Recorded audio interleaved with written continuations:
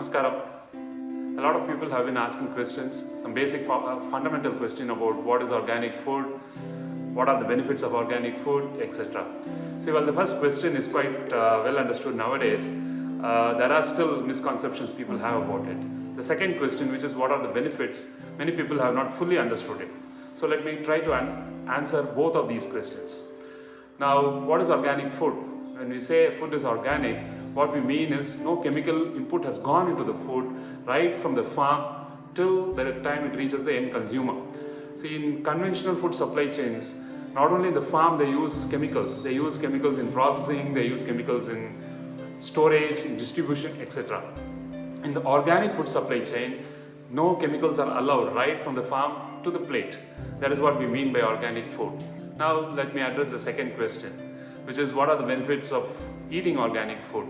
First is what is the benefit to the individual for eating organic food, then what are the benefits to the farmer and the farm for following organic farming practices, and what are the wider ramifications and the positive side benefits of an organic lifestyle, which include food security of the country, the environmental benefits, etc. So the first things first.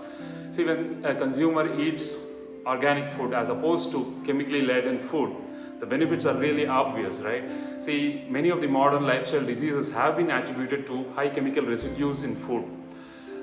Cancer, even diabetes, hypertension have been attributed to high chemical load in the food. Now that is completely gone if you are going with organic foods. That is the first and the most important benefit for the consumer. Now let's look at the farm side, right? For the farmer, when you use no chemicals in the farm, there are many benefits. The first benefit is the farmer and the farm labor and the labor's children are not exposed to farm chemicals, chemical pesticides, chemical fertilizers of any kind. When you travel in the countryside, across the country, you would see that many farms have the farm hands with their families settled inside the farm, and you would see children playing right inside the farm. It looks normal and okay, but you should understand this, most of the farms are chemically treated, right? So when chemical spraying is done, the regulations stipulate that nobody should go into the farm for next 5 days or 7 days, etc. But none of that is obviously followed. In Indian conditions, it's not even practical to follow, because the farm labor many a times is inside the farm, stays inside the farm, etc. Therefore, when you cut off this chemical input into the farm and do only organic farming, the high exposure of chemicals to the farm labor is instantly cut, and that's a very, very important benefit. In fact, I don't know if many of you know, there is a train which has been dubbed as a cancer train. It's in Punjab. Because of high chemical usage in that particular district, a particular train almost has like 80 to 90% cancer patients, and therefore it has been dubbed as a cancer train. This happens because the farm labor is exposed to so much of farm chemicals, and many of them develop complications and cancer, etc. So this is one important benefit to the farmer. The next benefit for the organic farmer when using organic farming practices is the self-sufficiency he achieves. Let me explain that. See, in chemical farming, right, a farmer has to buy many inputs from outside. He has to buy the seeds, which is a major cost. Then he has to buy chemical fertilizers, chemical pesticides, weedicides, whatnot. So many things he has to buy. Organic farming, it is a paradigm shift, right? When somebody is trained to be an organic farmer, the farmer is trained to ensure that he's self-sufficient. What is required for farming, he should be able to generate within the farm. That is a paradigm in which organic farming happens. Therefore, the farmer is trained to ensure that the seeds, he takes it from his previous crop. He doesn't buy it new. Taking it from the previous crop, in fact, was the age-old practice which got disrupted during the Green Revolution. Now, therefore, seed he gets from his previous crop. Then you look at the manure, he ensures that he gets manure from his livestock, right? Cows, goats, etc., which he is rearing. Then you train him to make Panchakavya or Jivamritam from that. So therefore, even the fertilizer, which is actually manure, is produced in situ, inside the farm. Now, with regard to pesticides or weedicides or insecticide, any chemical input is forbidden in organic farming, right? So therefore, the farmer uses what is naturally easily available for him. Let's say he uses neem oil based pesticides or garlic infusion, etc. In fact, the further thing about organic farming is you don't rely so much on pesticides or weedicide or insecticide. You look at pests not as an enemy but as a friend. So therefore you ensure that the crops are such that they attract the least amount of pest. So in the organic farming paradigm, it is not a mere replacement of chemical fertilizers by some natural fertilizer. No, that's not the only thing.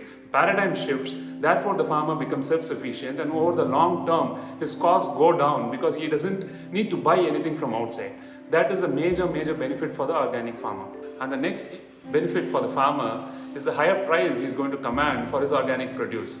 See, one major problem for India in general, or the Indian economy, and for the farmer is the uncertainty in farm incomes. Right? See, the farmer has to buy so much of inputs, seeds, chemical fertilizers, etc. I'm talking about conventional farming, not organic farming. So he has to buy all that, he has to spend a lot of money for that. Then his end produce, let's say he produces onions or tomatoes, and suddenly there's a drop in price, right? And he doesn't know what to do because even the input he doesn't make it, right? So he's completely not in control of what is going to be the end price. That is a major problem for today's farmers. The economic gain has not happened for him. So in organic farming, the farmer is able to command a price because the market is able to pay, the market is willing to pay the price for the farmer for producing organic produce.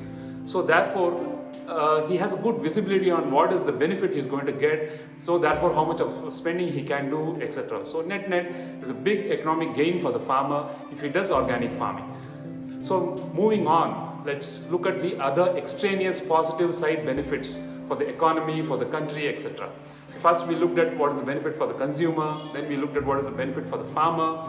Now we are looking at what is the benefit for the country and what are the other side benefits.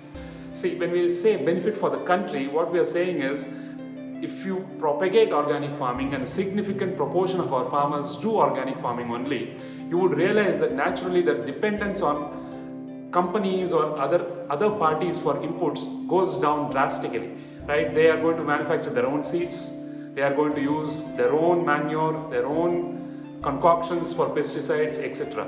Therefore, no one single company can hold you to ransom, right? That is one of the major problems that, for example, let's say in a crop like cotton, you would see that almost 95% of cotton seeds are controlled by just one company, directly or indirectly, all right?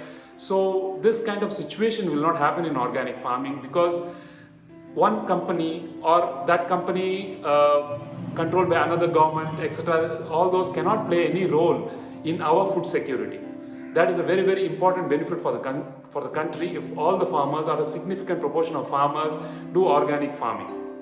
The next benefit for the country at large is the environmental benefit, right? There is a huge environmental cost in using chemical pesticides in the farm. See, imagine this, if you fly, let's say from Chennai to Delhi, after you cross this major urban agglomeration of Chennai, it's just farmland, right? It's just one flat plowed land till Delhi, right?